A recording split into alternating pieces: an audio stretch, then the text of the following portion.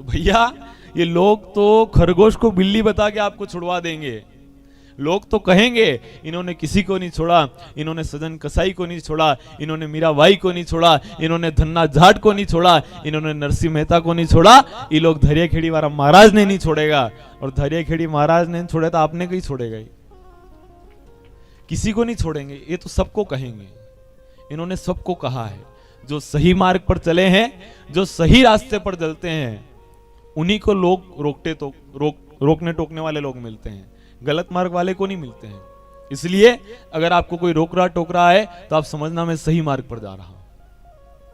और मिलते हैं रोकने टोकने वाले, आप पूछना समिति वालों से, इतने साल से संस्था चल रही है, इनको भी पता होगा जब शुरू हुआ होगा और आज भी चल रहा है तो कोई ना कोई लोग तो कहते ही होंगे अरे क्या होगा कथा कराने से, इतने साल से कथा करा रहे हो, जितना पैसा कथा में लगाया इसमें तो बड़ा अच्छा आलीशान मंदिर बन जाता, पत्थर का मंदिर बन जाता। ऐसे भी कहने वाले लोग मिलेंगे। तो भैया पैसे से आप मंदिर का निर्माण कर सकते हो, पर मंदिर में जाने वाले लोगों का निर्माण भागवत कथा से ही होता है। मंदिर बड़ा बना लिया और जाने वाले, उनका निर्माण तो कथा से ही होगा ना। मैं तो समिति से अनुरोध करूं, स्थानीय जो लोग हैं इनसे भी अनुरोध करूं, यहां पर आसपास बड़ी अच्छी संस्थाएं चलती है। जैसे ये एक तो रामेश्वर धाम हो गया, महादेव का भी स्थान है, बालाजी का स्थान है, राम जी है, गायत्री माता है, सब स्थान है। बड़ा अच्छा लगता है, बड़ा अच्छा आनंद। फिर रात्रि में कल रामकुंड बालाजी दर्शन किए, वहां पर भी बड़ा सुंदर। पर मुझे जहां तक लगा ये प्राचीन सबसे पुरानी प्रतिमा यहाँ शिव जी की है और वहां पे सबसे पुरानी प्रतिमा बालाजी की है ना। यहां भी बालाजी पुराने ही है।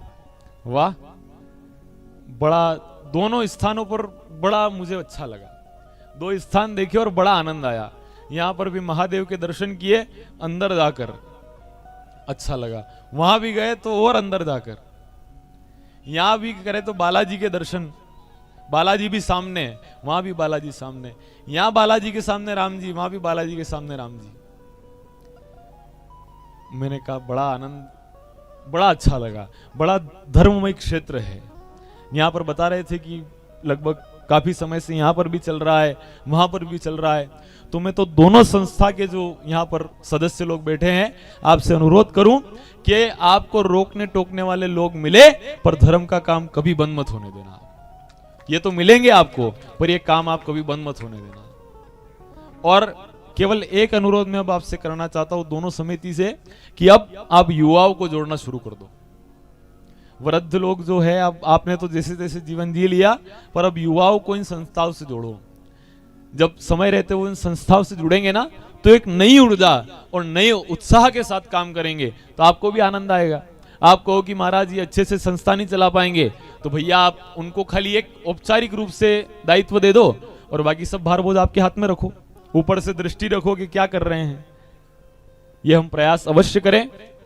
और जब हम यहाँ कथा प्रसंग में आगे बढ़े, राक्षस लोग सबसे पहले उत्पन्न हुए, ब्रह्मा जी को खाने के लिए जब दौड़े, ब्रह्मा जी फिर जब मन को सात्विक बनाते हैं, फिर सृष्टि का क्रम प्रारंभ किया।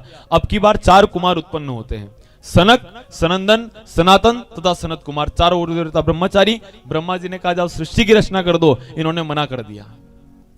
इन्होंने मना किया, ब्रह्मा जी को क्रोध आ गया, ब्रह्मा जी को गुस्सा आ गया। क्यों? क्योंकि बात नहीं मानी। गुस्सा तो आपको भी आता होगा, गुस्सा आता है ना, जरूर आता है। और अच्छी बात है, गुस्सा आना भी चाहिए। और गुस्सा कब आता है? जब कोई हमारी बात नहीं माने। तो भैया बात नहीं माने, इस पर गुस्सा नहीं करना है। क्यों? क्योंकि तेरा सोचा कभी न होगा, प्रभु सोचा तत्काल, बलि ने मांगा आकाश तो भेज दिया पाताल। इच्छा थी आकाश की, तीनों लोगों की, पर उसको भी पाताल में भेज दिया। अपने सोचने से काम नहीं चले, होई सोई जो राम रची राखा। भगवान की जो इच्छा है वही होगा। तो आप तो भैया गुस्से में अपनी शांति को भंग मत होने देना। मैं कथा के माध्यम से आपसे अनुरोध कर रहा हूं कि आप गुस्सा करना, पर क्रोध में कभी अपनी शांति को भंग आप मत होने देना। गुस्सा करना है, ऐसा नहीं कि गुस्सा नहीं करना है, क्योंकि गुस्सा अगर आप नहीं करोगे, अच्छा बताओ, गुरु अगर क्रोध नहीं करेंगे तो क्या शिष्य सुधरेंगे? पति अगर क्रोध नहीं करेंगे तो क्या पत्नी नियंत्रण में रहेगी? फिर वो क्या हो जाएगी? पत्नी करेगा, फिर पत्नी करे। अच्छा बताओ, क्या पिता क्रोध नहीं करेंगे तो बच्चे अनुशासन में रहेंगे? अनुशासन विहीन हो जाएंगे। इसलिए क्रोध करो, अच्छी बात है, पर क्रोध में अपनी शांति को भंग मत होने देना। क्रोध करना, पर क्रोध में शांति को भंग नहीं होने देना। कैसे करना क्रोध बताऊं मैं आपको? बताऊं के रेंदु? एक बार नई नई शादी हुई, अब आदमी ने विचार किया first impression is last impression, पहला जो प्रभाव है वो आखिरी प्रभाव है। आदमी ने विचार किया अच्छा प्रभाव अपनी पत्नी के ऊपर स्थापित करना है, इसके मन में अपने डर का बीज बोना है। यह विचार किया आदमी ने। सुबह हुई, ठंड का समय था, आदमी सुबह उठा, उठकर इसने कहा पानी गर्म कर दे नीतो। पत्नी ने विचार किया मारे जाने मरे, उसने पानी गर्म कर दिया। आदमी ने विचार किया क्रोध से काम बन रहा है, तो उसने निरंतर इस क्रम को आगे रखा। एक दिन हुआ, 2 दिन हुआ, ऐसे रोज सुबह हुई, आदमी कह देता पानी गर्म कर दे नीतो, पत्नी पानी गर्म कर देती। 2 महीने तक ये क्रम चला। अब 2 महीने तक क्रम चला। 2 महीने बाद एक दिन इस आदमी की पत्नी ने विचार किया कि रोज कहते पानी गर्म कर दे नीतो, आगे क्या कहना चाहते आज मैं इनसे पूछूंगी। आदमी सुबह हुई, आदमी सुबह होते ही आदमी उठकर उसी लहजे में कहता है पानी गर्म कर दे नीतो। पत्नी ने कहा क्या कर लोगे? तो पति ने कहा ठंडा थी आपड़ी लूंगा। तो भैया अगर आपके क्रोध से काम बने तो ठीक, वरना क्रोध में अपनी शांति को भंग आप मत होने देना। आदमी को गुस्सा आ रहा था, बाहर घर में आया, आकर देखा तो टीवी के ऊपर स्टार उत्सव चैनल चल रहा है और उस पर चल रहा है साथ निभाना साथिया, सास भी कभी बहू थी, और ये रिश्ता क्या कहलाता है। नाटक चल रहा है, सीरियल। आदमी आया बाहर से, गुस्सा लग रहा था। अब गुस्सा लग रहा, घर में आया, टीवी पे देखा स्टार उत्सव चैनल। आदमी ने घर में आकर कहा बदल दे चैनल। पत्नी ने कहा नहीं बदलू। अब भाई पत्नी तो पत्नी, आदमी ने कहा बदल दे चैनल। आदमी पत्नी ने उसी लहजे में कहा नहीं बदलू। पति ने कहा देख लूंगा। पत्नी ने कहा क्या देख लोगे? आदमी ने कहा चल रो यो देख ही लूंगा।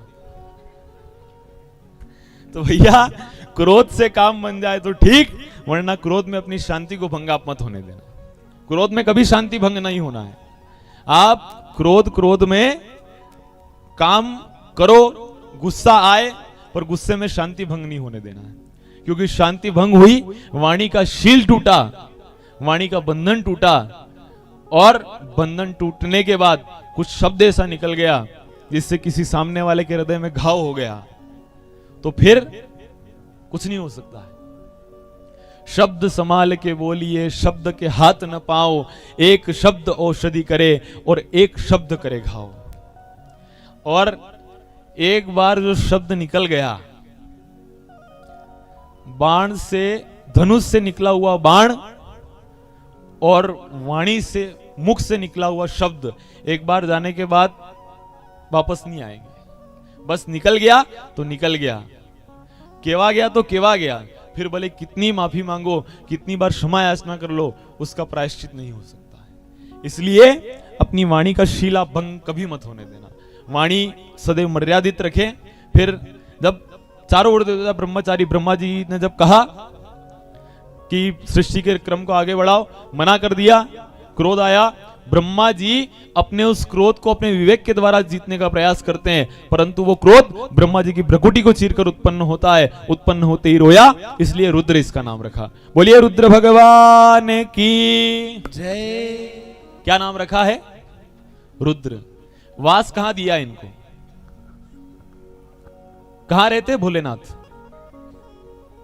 कैलाश और शमशान में। अच्छा कैलाश में रहते ठीक है, पर शमशान में क्यों रहते?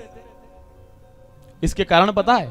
3 कारण महादेव बताते हैं। सबसे पहला कारण महादेव ने कहा कि ये जो शमशान है ना, ये वैराग्य भूमि है, और वैराग्य भूमि में मैं रहता हूं। अच्छा ठीक है, दूसरा कारण महादेव कहते हैं कि शमशान में मेरा रहने का यह कारण है कि इस शमशान में जो भी लोग आते हैं पूरी श्रद्धा से मेरे इष्ट देव भगवान राम का नाम लेते हुए आते। क्या कहते जाते समय?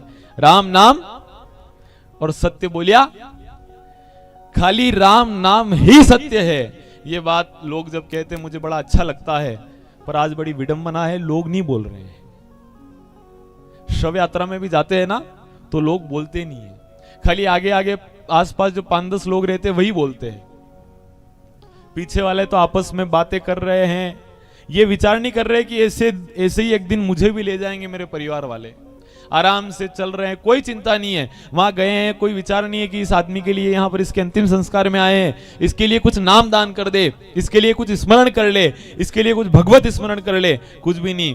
खाली जा रहे हैं, आपस में चर्चा कर रहे हैं, कोई तो फोन पे बात कर रहे हैं। देखो आप, और फोन पे बात करते हैं तो ऐसा लगता है जैसे इनका सीधा संपर्क हो। वहां पे फोन लगा कह रहे कि हाँ साहब इस आदमी को भेज रहा हूं, बहुत पैसे वाला आदमी था, इसके लिए डनलप की गादी लगवा देना, 51 नंबर कमरा खुलवा देना, अटैच वाला कमरा खुलवाना, भोजन पानी की व्यवस्था करवा देना। अरे भैया शमशान में गए हो, अंतिम संस्कार में गए हो, तो उस आदमी के लिए कुछ नाम दान करो, कुछ नाम लो कि भैया इसकी मुक्ति कर देना, तो कुछ अच्छा भी हो जाए। पर वहां पर जाए ईमानदारी से एक आदमी भी राम का नाम नहीं ले।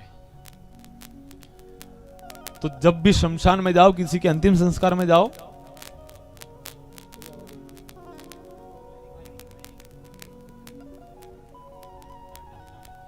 जब भी अंतिम संस्कार में जाओ तो भगवान का नाम लेते हुए जाना है। महादेव 3 कारण बता रहे। एक तो वैराग्य भूमि शमशान इसलिए रहता हूं, दूसरा कारण जो भी लोग आते हैं ईमानदारी से मेरे इष्ट देव भगवान राम का नाम लेते हुए आते हैं, और तीसरा कारण क्या है पता है? महादेव कहते हैं कि तीसरा कारण यह है कि अगर मैं गांव में रहूंगा, नगर में रहूंगा, सब लोगों से मिलने के लिए घर घर जाना पड़ेगा, पर मैंने शमशान में रहना स्वीकार इसीलिए किया है कि गांव में रहूंगा तो सबके घर मिलने के लिए जाना पड़ेगा, पर शमशान में रहूंगा तो सब लोग देर सवेरे आवेगा सही। तो हमने डेरा वहीं पर डाला है जहां पर सबका मंजिले मुकाम है, एक दिन सबको जाना ही है, इसलिए महादेव वहां पर रहते हैं। और बड़े करुणा के अवतार हैं महादेव, है ना, बड़ी कृपा करते, बड़े अति सरल हृदय वाले हैं। इनको कोई ज्यादा अपेक्षा नहीं है। आपके पास एक गुलाब का फूल है, आप विचार करोगे मैं गणेश जी को चढ़ाऊं, मैं माता जी को चढ़ाऊं, मैं नारायण को चढ़ाऊं, मैं लक्ष्मी जी को चढ़ाऊं, आप विचार करो। आप विचार कर रहे हो कि इसको चढ़ाऊं उसको चढ़ाऊं। महादेव ने कह दिया अपने तो चाहिए ही नहीं, अपने तो धतूरे का फूल, अपने तो धतूरा लाओ, आंकड़े का फूल, जो कहीं नहीं चढ़े वो अपने चढ़े, जो कोई स्वीकार नहीं करे उसको मैं स्वीकार करता हूं। हम भी कलियुगी लोग हैं, हमारे कर्म इतने अच्छे नहीं है कि भगवान अपने को स्वीकार करें।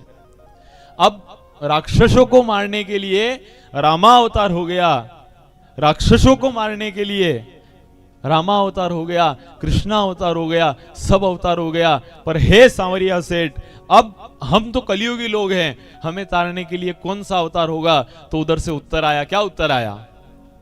कर्पूर गौरम करुणावतारम संसार सारम भुजगेंद्रहारम सदा वसंतम हृदयारविंदे भवं भवानी सहितं नमामि। पूछा कि भैया अब कौन सा अवतार होगा? तो उधर से क्या उत्तर आया कि सब अवतार हो गए। मारने के लिए, राक्षसों को मारने के लिए रामा अवतार हो गया, कृष्णा अवतार हो गया, तारने के लिए अवतार हो गए, सबके लिए अवतार हो गए। अब हे कलियुगी लोगों, तुम विचार कर रहे हो कि तुम्हारे लिए कौन सा अवतार होगा? तो अपने लिए करुणा अवतार होगा। महादेव करुणा के अवतार हैं। बोलते हो ना आप, बोलते हो ना क्या? कर्पूर गौरम करुणावतारम संसार सारम भुजगेंद्रहारम सदा वसंतम हृदयारविंदे भवं भवानी सहितं नमामि। अपने लिए कौन है? कह दिया कि कोई सहारा नहीं तो कि करुणा अवतार है। कोई अवतार अपने लिए हो नहीं हो, पर करुणा अवतार अपने लिए ही हुआ है। इसीलिए तो भाई अब संसार, आज कलयुग है, आज समय ऐसा है कि आदमी अपने लिए 1 करोड़ का खर्चा कर देगा, पर भगवान के लिए 1 रुपए का खर्चा करने से पहले 10 बार सोचेगा। करता है विचार, 10 बार सोचेगा कि भगवान के लिए ये लाना है तो विचार, भगवान के लिए करना है तो विचार करेगा। पर महादेव ने कह दिया कि भैया तुझे तो मेरे लिए 1 रुपया भी लगाने की जरूरत नहीं है। क्या पसंद है इनको?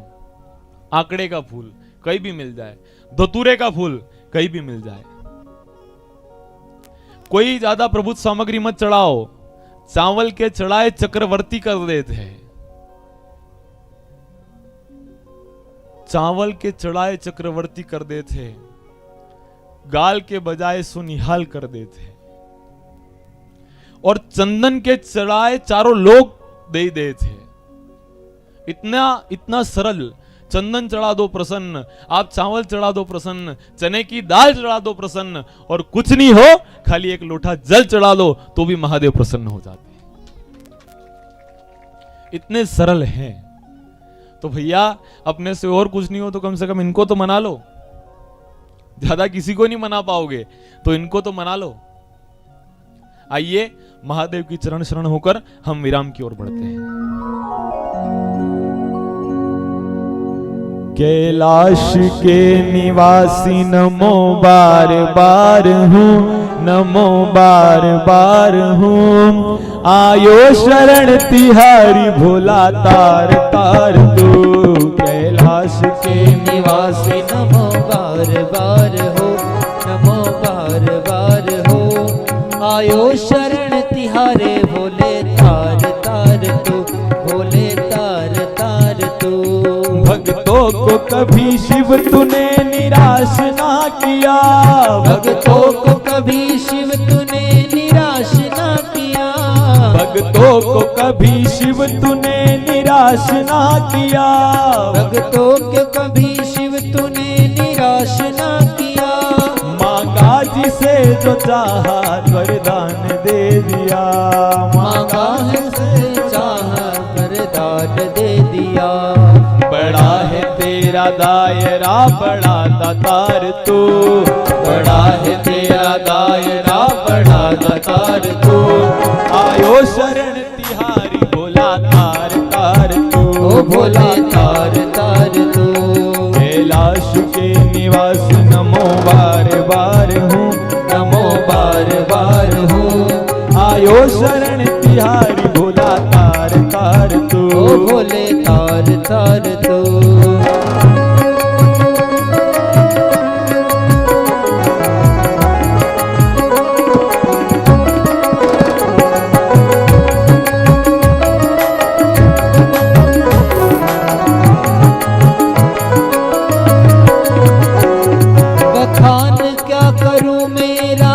के ढेर का, बखान क्या करूं मैं राखों के ढेर का। सिमटी भभूत में है खजाना कुबेर का, सिमटी भभूत में है खजाना कुबेर का। हे गंगधार मुक्तिदार ओमकार तू, हे गंगधार मुक्ति द्वार ओमकार तू। आयो शरण तिहारी भोला तार तार तू, भोले तार तार तू।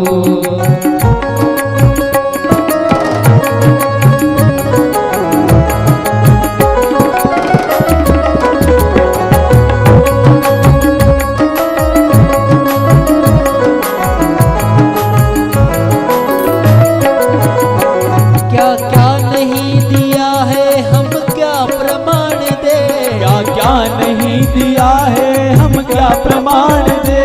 बस गए त्रिलोक शंभो तेरे ही दान से, बसे गए त्रिलोक बाबा तेरे द्वार से। जहर पिया जीवन दिया कितना उदार तू, जहर पिया जीवन दिया कितना उदार तू। आयो शरण तिहारे भोले तार तार तू, आयो शरण तिहारे भोले तार तार तू। आयो